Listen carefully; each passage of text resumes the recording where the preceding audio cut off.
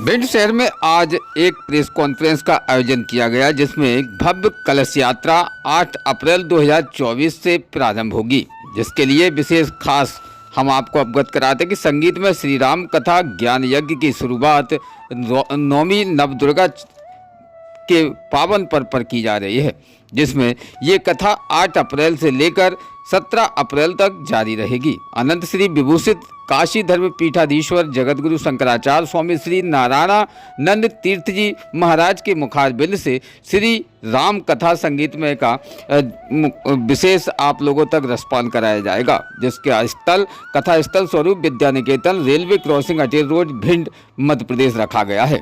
विशेष सहयोग डॉक्टर उमा शर्मा संचालक स्वरूप विद्या निकेतन है। साथ ही यहाँ आयोजक नारायण सेवा समिति भिंड एवं समस्त भक्तगणों के माध्यम से इस कथा का आयोजन भिंड शहर में भी कराया जा रहा है। विस्तृत जानकारी हमारे बीच में परम श्रद्धेय गुरु जगत गुरु शंकराचार्य स्वामी श्री नारायणानंद जी के माध्यम से दी गई है, जिनके माध्यम से क्या कहा गया है जानते इस खास रिपोर्ट में, जहां से श्री संगीतमय श्री राम कथा का आयोजन होने जा रहा है। भिंड से खास ब्यूरो रिपोर्ट इमरान अली खान।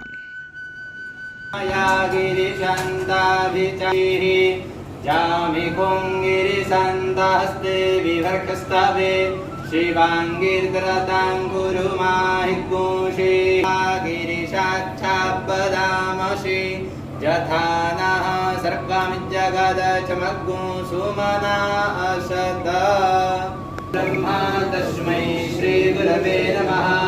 अज्ञानतिमिरान्धस्य ज्ञानाञ्जनशलाकया चक्षुरुन्मिलितं येन तस्मै श्रीगुरवे नमः। श्रीमद्गुरुचरणकमलेभ्यो नमः।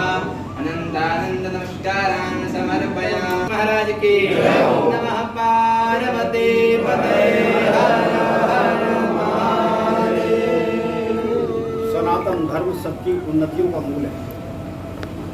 सनातन धर्म विश्व की संपूर्ण मानव जाति की उन्नति का मूल है। समाज, राष्ट्र, राजा, राज्य, प्रजा सबकी रक्षा धर्म के द्वारा ही संभव है। इसलिए धर्मेण पशुभिः समानः। जहाँ धर्म का आदर नहीं होगा, धर्मानुसार आचरण व्यवहार नहीं होगा, वहाँ मनुष्य का जीवन धन होते हुए, पद होने पर, शिक्षित होने पर भी मनुष्य का व्यवहार पशुवत हो जाता है। नहीं, जितना ज्ञान आया है संसार में वो सब वेदों से आया है, और वेद स्वरूप भगवान नारायण हैं। ब्रह्मा जी वेद लेकर के उत्पन्न हुए थे, और उसी वेद का विस्तार वेद व्यास जी ने किया हम सब मनुष्यों कल्याण के लिए। भगवान नारायण कि नाभ कमल से ब्रह्मा जी उत्पन्न होते हैं सर्वप्रथम, पर ब्रह्मा जी को ये मालूम नहीं पड़ता कि हमारा मूल क्या है। ब्रह्मा जी ने बहुत दिन खोजा, अपना मूल खोजा, पर उन्हें अपने मूल का ज्ञान नहीं हुआ। ऊपर से आकाशवाणी हुई, तपस्या करो, तप करो, तप शब्द, तो ब्रह्मा जी ने तप किया। तो ब्रह्मा जी के तप से भगवान नारायण प्रकट होते हैं। तब भगवान नारायण ने ब्रह्मा जी को उपदेश दिया। किसका उपदेश दिया? यही सनातन धर्म का उपदेश दिया, सनातन ज्ञान का उपदेश दिया, भागवत तत्व का उपदेश दिया, अपने से एकता का ज्ञान दिया कि तुम जिस काम के लिए आए हो तुम्हें वो काम करना है। तुम्हारे अंदर सब भरा है, तुम बस ध्यान करते रहोगे और ज्ञान अंदर से निकलता रहेगा। तुम मुझसे अलग नहीं हो और मैं तुमसे अलग नहीं हूँ। इसलिए ब्रह्मा जी हमेशा नारायण भगवान को अपना गुरु मानते हैं, और उन्होंने फिर जैसा जैसा संकल्प करते रहे उनके अंदर भरा था। बीज में जैसे भरा रहता है तो वैसे वृक्ष निकलता है, ऐसे ब्रह्मा जी के अंदर सब भरा था, पर बिना गुरु के वो जागृत नहीं होता है। बिना गुरु के कोई ज्ञान संसार में नहीं आ सकता है। हमारे आपके जीवन में जितना भी ज्ञान आया है, वेद का ज्ञान जो सनातन ज्ञान है, वो सब गुरु परंपरा से आया है। हम गुरु परंपरा का जितना आदर करेंगे उतना ही ज्ञान हमारे अंदर से जागृत होगा। ज्ञान कोई बाहर से आना नहीं है, हमारी आत्मा में सारा ज्ञान भरा है। वेद, वेदांत, पुराणों, शास्त्रों, इतिहासों में जितना भी ज्ञान भरा है, भूगोल, खगोल का, साइंस का जितना ज्ञान है, वो सब हमारी आत्मा में विद्यमान है, लेकिन गुरु की वाणी के बिना, गुरु की कृपा के बगैर वो ज्ञान हमारे अंदर से जो अव्यक्त है वो व्यक्त नहीं होगा। अव्यक्त को व्यक्त करने के लिए, अव्यक्त को व्यक्त करने के लिए गुरु के माध्यम की आवश्यकता होती है। चाहे भौतिक ज्ञान हो तो भी वहाँ गुरु की अपेक्षा है, और चाहे अध्यात्म का ज्ञान हो, सनातन धर्म का ज्ञान हो, तो वहाँ भी अध्यात्मिक गुरु की आवश्यकता है। वेद शास्त्र ही सनातन धर्म की आधारशिला है। वेद प्रतिपाद्य धर्म वही सनातन धर्म है, और उसी सनातन धर्म की रक्षा करने के लिए भगवान के सारे अवतार हुए हैं। भगवान ने अपने जीवन में स्वयं करके दिखाया कि मनुष्य के जीवन में कैसी कैसी परिस्थितियाँ आती हैं। आज समाज में, राष्ट्र में, विश्व में, हमारे आपके जीवन में जितनी परिस्थितियाँ आ चुकी हैं, जितनी परिस्थितियाँ आएंगी, और समाज, राष्ट्र, विश्व में आज जितनी परिस्थितियाँ हैं, वो सब परिस्थितियाँ हमारे पुराणों, शास्त्रों, वेदों में पहले से लिखी जा चुकी हैं कि मनुष्य इनको श्रवण कर ले और ये जान ले कि ये परिस्थितियाँ इनको ऐसी आई थी, इन परिस्थितियों से किस प्रकार से ये है विजय प्राप्त कर लिए। इसी प्रकार से मनुष्य पहले शास्त्र को श्रवण कर ले, राम कथा को श्रवण कर ले, और जीवन में यदि कोई परिस्थिति आती है तो संघर्ष करते हुए, सामना करते हुए, और व्यक्ति उन परिस्थितियों से पार हो सकता है, दुखों से पार हो सकता है, दुखों से मुक्त हो सकता है। भारी से भारी परिस्थितियों से भी आदमी विजय प्राप्त कर सकता है। राम ने जीवन विजय करके दिखाया। हनुमान जी उनके सहायक बने, बालूबंदर उनके सहायक बने, सुग्रीव उनके सहायक बने, हनुमान जी उनके सहायक बने, विभीषण उनके सहायक बने। अच्छे लोगों को हमेशा, अच्छे लोगों को अपनी सहायता में लेना चाहिए धर्म कार्य करने के लिए। एक नेतृत्व है, भगवान श्री राम के नेतृत्व में सभी एकत्र होकर के महान कार्य को करते हैं। जीवन में माता पिता, गुरु की आज्ञा का पालन, धर्म की आज्ञा का पालन सुख से हो जाए, आराम से हो जाए, लाभ के लिए हो जाए, तो सभी आज्ञा पालन करने को तैयार रहेंगे। पर माता पिता, गुरु की आज्ञा के पालन करने में कोई कष्ट भी आए, तकलीफ भी आए और दुख भी आए, और अगर उसको हम पालन करते हैं तो वही श्रेष्ठ होता है। उसी के संसार में कीर्ति बढ़ती है, यश बढ़ता है, नाम बढ़ता है, और संसार में आगे आने वाले समाज के लिए वह एक मार्गदर्शक बन जाता है, प्रेरणा का स्रोत बन जाता है। उसी के माध्यम से ही उसको ये सब जानकारी हो जाती है। दूसरों को भी प्रेरणा प्राप्त होती है महान पुरुषों के चरित्र उपदेश लीला के द्वारा। तो राम कथा का यहाँ 9 दिन बढ़िया भव्य आयोजन होगा। आप लोग सब उसमें सम्मिलित होंगे, सब पेपर मीडिया में लोग निकालोगे, लोगों का जन कल्याण होगा। सभी परिवार के लोग आएंगे, सभी जाति के लोग आएंगे, सभी पार्टियों के लोग आएंगे, सभी मोहल्ले के लोग आएंगे। सभी लोगों को यहाँ पर आने का अधिकार है। बुरा से बुरा आदमी हो वो भी यहाँ पर आने का अधिकार है, ताकि उसका भी विचार पलट जाएगा, अच्छी बातों को श्रवण करेगा। हमारा श्रवण उत्तम कोटि का होना चाहिए। पहला काम ये है। हम बचपन से माँ की सुन करके मानते हैं। क्या है? बचपन से हम सुन करके ही तो मानते हैं, देखते हैं और सुनते हैं, लेकिन हमारा संस्कार सुनने से ज़्यादा बढ़ता है। माँ कहती है कि इसको नहीं छूना है, इसको छूना है, ये खाना है, इसको नहीं खाना है। माँ हाथ पकड़ लेती है छोटे बच्चे को, उसको अधिकार है, अपने बच्चे को सुरक्षित रखना चाहती है। ऐसे भगवान के हम तुम सब बच्चे ही हैं। भगवान हम तुम लोगों को सुरक्षित रखने के लिए, जीवित रखने के लिए, समझदार बनने के लिए और आनंद में रहने के लिए भगवान ने अपने जीवन में कर करके जो लीला दिखाई, वही रामलीला है, वही भगवान की लीला है। और उस लीला का हमें सब श्रवण करना चाहिए, आदर करना चाहिए। उससे हमारा जीवन संभलेगा। मानव का श्रवण उत्तम कोटि का होना चाहिए, मानव का दर्शन भी उत्तम कोटि का होना चाहिए, मानव का स्पर्श भी उत्तम कोटि का होना चाहिए, और उसको गंध लेना है तो उत्तम कोटि की होनी चाहिए। अर्थात जहाँ पर यज्ञ हवन पूजा हो, और साथ ही साथ मनुष्य का जो और रस ग्रहण करना है, आहार है, वह भी मनुष्य को उत्तम कोटि का होना चाहिए। अर्थात मनुष्य को जो रस ग्रहण करता है, भोजन ग्रहण करता है, प्रसाद ग्रहण करता है, पान करता है, जीभ से रस ले रहा है, वह भी उत्तम कोटि का होना चाहिए। अगर हमारा श्रवण उत्तम कोटि का होगा तो हमारा अंतःकरण उत्तम कोटि का बन जाएगा। उत्तम कोटि का दर्शन होगा तो हमारा मन और अंतःकरण उत्तम कोटि का बन जाएगा। अगर हमारा आहार शुद्ध होगा, भगवान को अर्पण करके प्रसाद लेंगे, तो हमारा अंतःकरण का निर्माण होता है।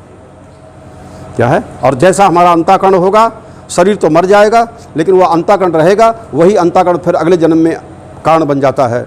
और जब ज्ञानाग्नि में जब संन्यास हो जाता है, तो ज्ञानाग्नि में उसका अंतःकरण ही जल जाता है। जैसे गेहूं को भूंज दो, चने को भूंज दो, दिखता तो है चना, लेकिन वो फिर पुनः पैदा नहीं होता है। ऐसे जहाँ ज्ञानाग्नि हो जाती है, जहाँ ज्ञान की अग्नि में संपूर्ण कर्मों का क्षय हो जाता है, पूर्व जन्म के संस्कारों का सब क्षय हो जाता है, वहाँ ज्ञान की अग्नि में संपूर्ण कर्मों का क्षय हो जाता है, तब पुनर्जन्म न विद्यते अपने शास्त्र कहते हैं दोबारा उसका जन्म नहीं होता है। यह दिखता तो है चना वो, लेकिन फिर जमेगा नहीं, क्योंकि उसमें क्या क्या भुंज गया, उसमें जो जन्म लेने का संस्कार था वो भुंज गया। ऐसे ज्ञानाग्नि के द्वारा, आत्मज्ञान के द्वारा जब वैराग्य होता है तो ज्ञान की अग्नि में, और ये गुरु अपनी ज्ञान की अग्नि में शिष्य के सारे अंतःकरण को जला देता है। फिर वो धर्म करता है, कर्तव्य पालन करता है, अपने कर्तव्य का पालन करता है, लेकिन उसके अंदर सब जल जाता है, जितना दूषित बना है जल जाता है। उसका जीवन लोक कल्याण के लिए होता है, परमार्थ के लिए होता है, व्यक्तिगत जीवन उसका नहीं होता है, स्वार्थ जीवन नहीं होता है, धर्म रक्षा के लिए ही उसका संपूर्ण जीवन होता है। तो धर्म रक्षा के लिए धार्मिक कार्यक्रमों का आयोजन होना चाहिए। भिंड जैसे महानगर में तो यहाँ प्रतिवर्ष और कुछ न कुछ संत महात्मा ऋषि महर्षि आते रहते हैं। हमारा भी आगमन यहाँ बहुत सालों से निरारंग विहार में कई बार हो चुका है। हमारे नारायण सेवा समिति के बैठे हैं अशोक शर्मा जी, और यहाँ सब लोग बैठे हैं, हमारे परिवार के सब सारे लोग, मुख्य जितने लोग हैं, सब कार्यकर्ता हमारे लोग सब बैठे हुए हैं। ये बहुत ही अच्छा काम था। तो इस बार मृदुला की हमारी, और मृदुला सामने कि हाँ कि गुरुजी इन्होंने क्वार के नवरात्रों में बहुत प्रार्थना किया था कि गुरुजी क्वार के नवरात्रों में ही सत्संग करो। हमने कहा इतनी जल्दी नहीं करेंगे, हमारा कार्यक्रम बना हुआ है, तुम लोग तैयारी करो और फिर करेंगे, और उसको आगे नेतृत्व करना पड़ेगा। तन मन धन से समर्पित होकर के अपने कार्य को अधिक से अधिक लोगों को लाभ मिले। उद्देश्य क्या है? अधिक से अधिक समाज के लोगों को उत्तम से उत्तम श्रवण प्राप्त हो। क्या है? जो किसी प्रकार के लोग हों, कम से वो सुनने के लिए आएँ, तो सुन करके ही सब ज्ञान होता है। ये हमारी माँ है, ये हमारी बहन है, ये हमारे भाई है, ये सुन करके ही सब ज्ञान होता है। बिना सुने तो ज्ञान होगा नहीं। हम 10 साल देखते रहे इसको, फूल को अपने हाथ में लिए बचपन से, पर कोई बताएगा नहीं कि तो गुलाब का फूल है, तो हम बोल भी नहीं पाए गुलाब का फूल है। क्या है? बिना बताए कोई ज्ञान नहीं होता है। माँ बताती है, पिता बताते हैं, शिक्षक बताते हैं, अध्यापक बताते हैं, गुरुजन मित्र लोग बताते हैं। ऐसे ब्रह्म या आत्मा का ज्ञान, परमात्मा का ज्ञान, सनातन धर्म का ज्ञान बताने के लिए जो धार्मिक ऋषि परंपरा, गुरु परंपरा होती है, वह वेद प्रतिपादित है। क्या है? गुरु वशिष्ठ राम को ब्रह्म का ज्ञान दे दिया, और श्रुति कहती है ब्रह्म को जान करके आदमी ब्रह्ममय हो जाता है। क्या है? तो गुरु वशिष्ठ प्रमाणित है कि राम ब्रह्म है। रावण नहीं प्रमाणित करेगा कि राम, उसको नोट और बोर्ड से प्रमाणित नहीं हुआ कि राम ब्रह्म है। क्या? ये तो गुरु वशिष्ठ प्रमाणित कर रहे हैं कि राम ब्रह्म है। क्या है? गुरुओं को द्वारा प्रमाणित होता है वही श्रेष्ठ होता है। इसलिए भगवान श्री राम का चरित्र होगा, उनकी लीला होगी, और राम के चरित्र के माध्यम से सबका जीवन सुधरे, सबका चरित्र सुधरे, सबके अंदर सद्भाव पैदा हो, लड़ाई झगड़े बंद हो, मारकाट बंद हो, वैमनस्यता बंद हो, भाई भाई में, पति पत्नी में, पिता पुत्र में, मित्रों में कितना संघर्ष यहाँ चिंता चलता रहता है। गुस्सा यहाँ के लोगों को बहुत जल्दी आ जाता है। तो इसलिए राम कथा सुनेंगे तो गुस्सा कम हो जाएगा, क्राइम कम हो जाएगा, झगड़े कम हो जाएंगे, शांति हो जाएगी, समझदारी आ जाएगी, क्षमा आ जाएगी, और अपने कर्तव्य के प्रति और जागरण हो जाएगा। ये बहुत बड़ा लाभ है। ये क्या है?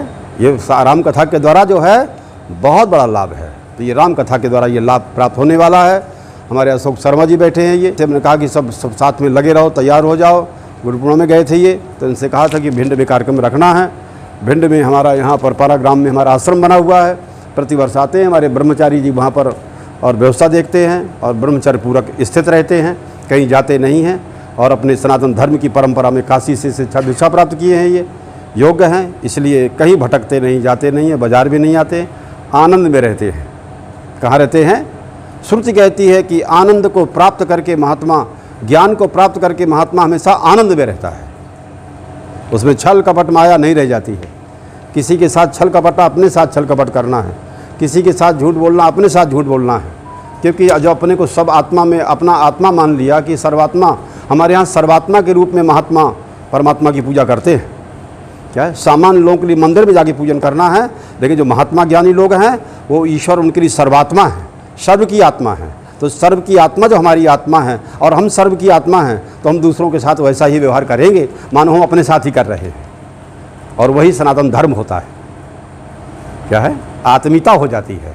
तो भिंड के लोगों के साथ हमारी बड़ी आत्मीयता है, और यहाँ के लोग जितने हैं सब जुड़े हुए हैं, बड़े आत्मीय ढंग से जुड़े हुए हैं, अपने तन बंधन से, अपने समर्थ से कार्य में लगे हुए हैं। इस कार्य को पावन बनाने के लिए आप लोग सब प्राणपट से जुड़ जाइए। सबकी जिम्मेदारी है, सबको इसमें भागीदार होना है। यह सबके इसमें सहयोग की आवश्यकता है। क्या है? अच्छे कामों में सबके सहयोग की आवश्यकता है। जिन्हें अच्छे काम की जानकारी एक हो करके रहना है। हम चाहे किसी वर्ग के हों, किसी भाषा के हों, किसी प्रांत के हों, किसी संप्रदाय के हों, लेकिन हम सब ईश्वर की संतान हैं, और ईश्वर की संतानों को ईश्वर स्वरूप परमात्मा में मिलाने के लिए जो नियम कानून हैं, उपाय, बोले वही सनातन धर्म है।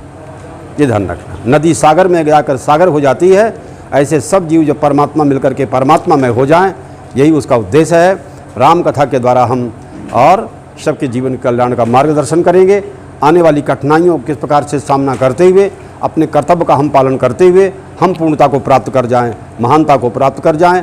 ज्ञान के द्वारा मनुष्य ब्रह्मता को प्राप्त कर लेता है। क्या है? व्यापक हो जाता है, महान हो जाता है। पूजा महान की होती है, पूजा व्यापक की होती है। और जिसे उसका ज्ञान नहीं होता है वह मूर्ति पूजन करता है। क्या है? मूर्ति अपनी श्रद्धा व्यक्त करता है। मूर्ति पूजा हमारी क्रियाकलाप है, लेकिन महात्मा तो परमात्मा का चलता फिरता रूप कहा गया है। गुरुम शंकर रूपणम, गुरु जी शंकर के साक्षात रूप होते हैं। क्या है? इस शिष्यों के लिए कहीं शंकर मिलेगा तो उस शिष्यों के लिए तो गुरु में ही शंकर की प्राप्ति हो जाती है।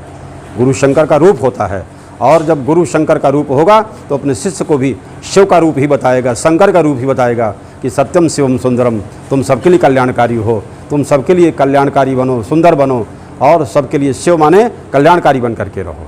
जहाँ रहो कल्याण से भर करके जाओ, जहाँ रहो कल्याणकारी भाव रहो, जहाँ से आओ कल्याण को कर करके आओ। जिनके हाथों में निरंतर कल्याण है, जिनकी बातों वाणी में हमेशा कल्याण है, जिनके समस्त कर और अंतःकरण में कल्याण की भावना भरी है, वो चलता फिरता शंकर माना जाता है, शिव माना जाता है अपने धर्म में। हमारे यहाँ ज्ञान के द्वारा अभेद हो जाता है। जीवो ब्रह्मैव न परः, भगवान आदि शंकराचार्य कहते हैं जीव परमात्मा से वे भिन्न नहीं है। जीव परमात्मा से भिन्न इसलिए है कि वो अपने को शरीर समझ रहा है, अपने को अभिमान किए बैठा है, किसी वर्ण का, किसी आश्रम का, किसी जात का, किसी विद्या का, बुद्धि का। बोलिए ये सब ज्ञान के पाने में सब बाधक है। इन सब मान्यताओं को छोड़कर जब कोई गुरु का अनुग्रह ग्रहण करता है तब गुरु और शिष्य एक परमात्मा में दोनों एक हो जाते हैं और भेद खत्म हो जाता है। तब गुरु की संपूर्ण आज्ञा का पालन शिष्य करता है, लाभ हानि छोड़ करके, पाप पुण्य छोड़ करके, अच्छा बुरा छोड़ करके, क्योंकि उनका आदेश सबके लिए कल्याणकारी होता है, मंगलकारी होता है। क्या है? धर्म के अधर्म का, विश्व का, हर हर महादेव। बहुत अच्छा हो गया आज हम लोग बैठ। बताएं क्या आयोजक समिति के माध्यम से विशेष क्या अपील की गई? परम पूज्य जगत गुरु शंकराचार्य स्वामी नारायणानंद तीर्थ जी के श्रीमुख से नवदुर्गा के पावन पर्व पे श्री राम कथा का आयोजन होने वाला है।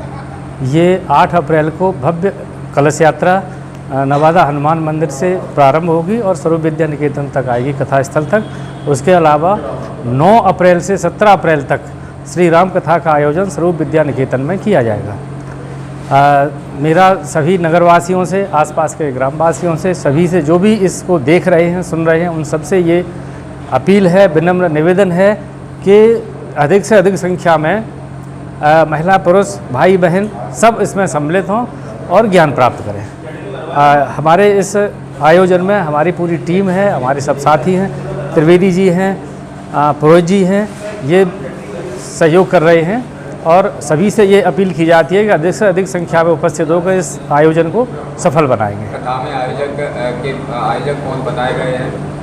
कथा के लिए आयोजक व्यक्तिगत नहीं है, पूरी नारायण सेवा समिति है। इस नारायण सेवा समिति की ओर से इस कथा का आयोजन किया जा रहा है। आचार्य के माध्यम से जगत गुरु शंकराचार्य, काशी धर्म पीठाधीश्वर जगत गुरु शंकराचार्य स्वामी नारायणानंद तीर्थ के बुखार बिंदु से इस राम कथा का भव्य आयोजन किया जा रहा है, जिसमें जो अपने वेद विद्यालय हैं वहाँ के बच्चे अपने वेदों के जो श्लोक हैं उनका उच्चारण भी समय समय पर करेंगे, जो भिन्न के लिए एक काफ़ी अच्छा वो होगा। तो सभी लोगों से अनुरोध है कि ज़्यादा से ज़्यादा संख्या में। कितनी तारीख से कितनी ये तारीख? 9 तारीख से लेकर 17 तारीख तक राम कथा का आयोजन स्वरूप स्वरूप विद्या विद्या निकेतन में किया गया है। 8 अप्रैल को बड़े हनुमान जी नवादा बाग से एक 1100 महिलाओं की कलश यात्रा स्वरूप विद्या निकेतन तक निकाली जाएगी, जिसमें सभी की उपस्थिति वांछनीय है। रोज ताज़ा खबरें देखने के लिए बात करें विद्यावती पब्लिक स्कूल में जिस प्रकार से जो नैनीताल की टीम के माध्यम से कैंप लगाया गया है, तो उस एडवेंचर कैंप के माध्यम से यहाँ बच्चों का जो डर होता है